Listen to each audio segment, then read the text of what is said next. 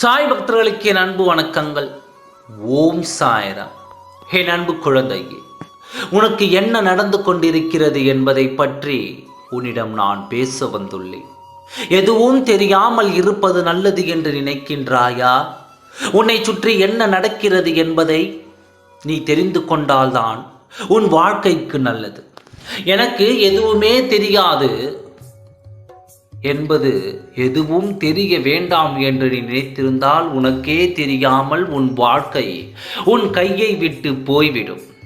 எப்பொழுதும் நிலை அறிந்து உன் வாழ்க்கைக்கான செயலை நீ நடத்தி வந்தால்தான் வாழ்க்கை சரியான பாதையில் செல்லும் என்பதை நீ மறந்துவிடக்கூடாது.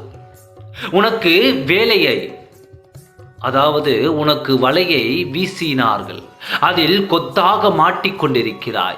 அவர்களிடத்தில் இப்படி எதுவும் தெரியாது என்று நீ இருந்தால் எல்லாம் தெரிந்தவர்கள் உன்னை எந்த நிலைக்கு தள்ளுவார்கள் என்பதை நீ புரிந்து கொண்டாயா? ஏன் இவருடைய விபரீதத்தையும் புரிந்து கொள்ள மாட்டாய் என்று பிடிவாதமாக இருக்கிறாய்? இப்படி இருக்காதே.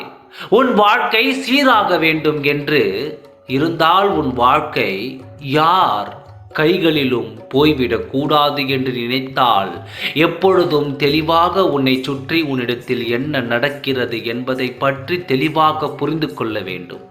ஆனால் நீயோ அப்படியே இருக்கிறாய். பின்பு எது நடந்தாலும் உடனே கண் கலங்கி எனக்கு மட்டும் ஏன் இப்படி நடக்கிறது என்று புலம்பிக் கொண்டே இருக்கிறாய். எது எப்பொழுது நடக்கிறதோ அப்பொழுதே அதற்கு ஒரு முடிவு எடுத்துவிட்டு சரியான பார்வையை தேர்ந்தெடுத்து அந்த வழியில் செல்ல வேண்டும். வரும்போது வரட்டும், போகுவரை போகட்டும் என்று இப்படியே நீ இருந்துவிட்டால் வாழ்க்கை நிலை என்னவாகும் என்று என்னால் கூட சொல்ல முடியாது. சற்று யோசித்துப் பார். வலையை வீசினால் அதில் நீ சிக்குவாய் என்று தானே உன் பக்கம் வீசுகிறார்கள். இதை ஏன் நீ புரிந்து கொள்ளாமல் இருக்கிறாய்? அவர்களுக்கு வாய்ப்பு கொடுக்காமல் சற்று கவனமாக இருந்தால் உன் வாழ்க்கையில் யாரும் இப்படி விளையாட அவகாசத்தை நீ கொடுத்திருப்பாயா? தவறு உன் பக்கமும் இருக்கிறது.